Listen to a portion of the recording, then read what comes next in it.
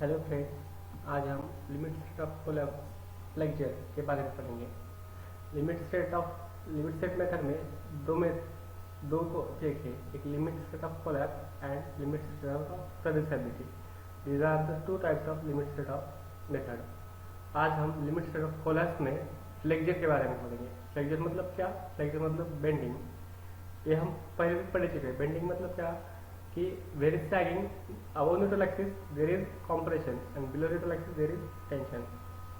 तो देखिए आज हम limit state of collapse flexor. सबसे पहले आता है किसके एजम्पशन। ये एजम्पशन आपको IS 456/2000 में क्लॉज 38.1 में आपको ये एजम्पशन मिल जाएंगे। तो पहला एजम्पशन क्या है? The first assumption is the plane section normal to the axis remain plane after the bending। मतलब before bending and after bending there will be no any wrapping in the section। मतलब section will be same before bending and after bending it will be plane। Second, the maximum strain in concrete at outermost compression fiber is taken as 0.0035 in bending। Bending में मतलब क्या? इन bending there are two layers, one compression and one tension। above neutral axis there is compressive stress and below neutral axis there is tensile stress। तो compressive stress में maximum strain कितना आना चाहिए? 0.0035। उससे ज़्यादा हम अलाउ नहीं करते for the design purpose। Third assumption, the tensile strength of concrete is ignored। as you all know the tensile strength or concrete is very weak in tension, therefore the tensile stress or tensile strength in concrete, we ignore it। The fourth assumption is for the design purpose the compressive strength of the concrete in structure shall be assumed 0.67 times the characteristic strength। मतलब जो characteristic strength है Fy उससे हम FCK के सिर्फ 0.67 times ही आपको design में लेना है। डायग्राम के जरिए हम समझ लेते हैं क्या चीज़ है। पहले डायग्राम ये आपको IS कोड में मिल जाएगी। तो at zero strain there will be zero stress. From zero strain to 0.002 strain the stress change और change in stress is parabolic. And after that from 0.002 strain to 0.005 stress variation is linear, therefore the shape of the curve will be up to 0.002 is parabolic and before or after that it will be the stress। अब हम assumption के बारे में देखेंगे। assumption क्या है कि up to मतलब for design purpose हम characteristic stress नहीं लेंगे। तो characteristic stress के सिर्फ 0.67 टाइम्स ही हम उसका स्ट्रेंथ लेंगे, लेकिन उसको भी हम फैक्टर ऑफ सेफ्टी से डिवाइड करना है। मतलब उसको भी फैक्टर ऑफ सेफ्टी लगाना है। अब स्ट्रेंथ को फैक्टर ऑफ सेफ्टी कैसे लगाए? By dividing it we can apply the factor of safety. Final stress क्या आ जाएगा? The final design strength of concrete is 0.067 upon gamma M. This is the design strength of the concrete. मतलब 0.06 FCK upon gamma M and gamma M की value क्या है? मतलब factor of safety for concrete is 1.5। You know this will be also given in IS code. Factor of safety कितनी लेनी है? It will be for concrete it is 1.5 and for still it is 1.15। Therefore the design strength of concrete is 0.45 FCK। Next assumption क्या है कि steel में कितना design stress लेना है? तो स्टील में कितना डिजाइन स्ट्रेस लेना है? स्टील में सिर्फ यील्ड स्ट्रेस लेना है। यील्ड स्ट्रेस और upon 1.15। therefore the design strength of steel is equal to Fy upon here will be mistake। design strength of steel is equal to Fy upon 1.15। that is nothing but 0.87 Fy। मतलब यहाँ पे Fy upon 1.15 आप करो, आपको 0.87 Fy मिल जाएगा। तो after this assumption 4 and 5 आपको क्या मिल जाएगा? Design strength of concrete is equal to 0.45 FCK and design strength of steel is equal to 0.87 Fy। Fy is the yield stress.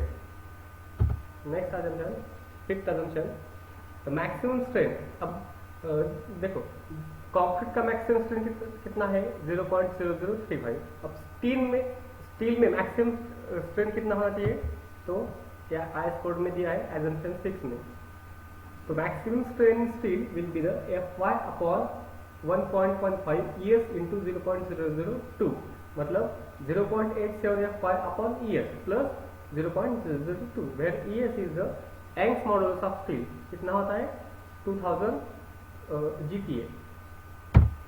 Next, अब हम सबसे इंपॉर्टेंट और कोर ऑफ द आरसीसी हम देखेंगे कि स्ट्रेस ब्लॉक पैरामीटर, आरसीसी के stress block parameter कैसे होते हैं, या इस वीडियो में देखेंगे। आइए देखते हैं। हम अभी आज हम क्या कि पहले हम देखेंगे कि स्ट्रेन डायग्राम क्या होती है। देखने में थोड़ी कॉम्प्लिकेटेड डायग्राम है, कि हम स्टेप बाय स्टेप देखेंगे। स्ट्रेन डायग्राम में जो at neutral axis there will be no strain no stress, above neutral axis compressive, below neutral axis tensile. तो above neutral axis the maximum strain will be 0.0035 and below neutral axis the maximum strain will be 0.87 Fy upon ES plus 0.002। अभी हमने assumption में देखा है, इसकी वजह से ये आपकी स्ट्रेन डायग्राम आपको मिल जाएगी। Strain diagram will be the change with linear variation in strain, and यहाँ पे आपको यहाँ पे 0 स्ट्रेन है, यहाँ पे 0.035 स्ट्रेन है। तो इन बिटवीन आपको किसी एक पॉइंट पे 0.002 स्ट्रेन मिल जाएगी। ये होगा आपका स्ट्रेन डायग्राम में। अभी स्ट्रेस डायग्राम क्या होता है, अभी हमने देखा कि from strain 0 to 0.002 the stress variation will be the parabolic, and from strain 0.002 to 0.0035 the stress variation is linear. Therefore, the stress diagram or stress block of the concrete will be the some portion of parabolic and some portion is rectangular. This provision is in IS code only. For other Euro codes, this block parameter will be the rectangular. But in our case or in our India country, the stress block parameter will be the from neutral axis to some portion there will be parabolic variation, and after that there will be the linear variation in the stress. Therefore, this is the diagram of stress variation, and the stress variation on in steel में stress variation नहीं होता है, जहाँ पे आप reinforcement है वहाँ पे डायरेक्टली स्ट्रेस आ जाता है। Because of this compressive stress or compressive strain, there will be the compressive force known as C, and because of tensile stress there will be the tensile force known as T. अब ये दोनों चीज हम देखें क्या है। C मतलब क्या है, compressive force। compressive force कैसे निकालेंगे, force is equal to stress multiply by area। क्या आपको सबको पता है कि C compressive force है, force is nothing but stress multiply by area। तो स्ट्रेस कौन सा होगा कि ओवरऑल ये जो ब्लॉक पैरामीटर है उसका टोटल कॉम्प्रेसिव स्ट्रेस और multiply by the area of the concrete, that is nothing but 0.36 FCK B into XU। Next slide में हम देखेंगे कैसा है। और T टेंसाइल फोर्स, और टेंसाइल फोर्स कैसे निकालेंगे, tensile stress multiply by area. Tensile stress क्या है, आपको टेंसाइल स्ट्रेस कौन से लेना है, जो डिजाइन वाले लेना है। डिजाइन वाले क्या है 0.87 Fy, this will be the tensile stress of the steel, and area multiply by area. Area is nothing but area of main reinforcement, therefore K is equal to 0.87 Fy AST, and C is equal to 0.36 FCK B into XU। अभी ये compressive force कहाँ पे act होगा, compressive force will be act from 0.42 of XC। अलग सा derivation है, आपको derivation में जाना नहीं है, सिर्फ कॉम्प्रेसिव फोर्स कहाँ पे एक्ट है, compressive force is acted at 0.42 from top, and tensile force कहाँ पे एक्ट है, जहाँ पे मेन रेनफोर्समेंट है उसके सीजी पे टेंसाइल फोर्स एक्ट है। तो देखो, because of the tensile force T and because of compressive force C, these two forces are equal in nature but opposite in direction. Therefore, these two forces form a couple known as moment of resistance। couple form होता है और जो couple है वो होता है आपका moment of resistance।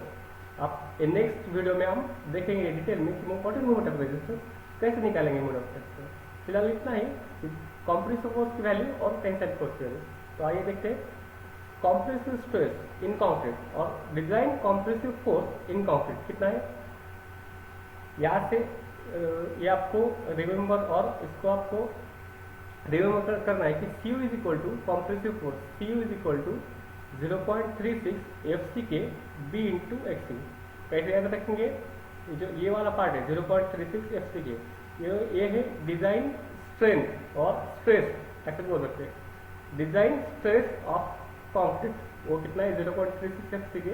And ये क्या है B into x, area of concrete about the neutral axis, B into x area of concrete about the neutral axis. And therefore compressive force is equal to stress multiply by area. Stress कितना है 0.36 FCK यानी area क्या है B into x. Next design tensile stress in steel कितना है TU, TU is nothing but 0.87 F5 stress multiply by area. तो ये आएगा आपका compressive force CU and tensile force TU। ये फॉर्मूले आपको याद रखने हैं। नेक्स्ट लेक्चर में डायरेक्टली ये फॉर्मूले से हम मोमेंट ऑफ रेजिस्टेंस और अदर डिजाइन पैरामीटर्स के बारे में हम देखेंगे। आज के लिए इतना ही, थैंक यू। नेक्स्ट लेक्चर में मिलते हैं।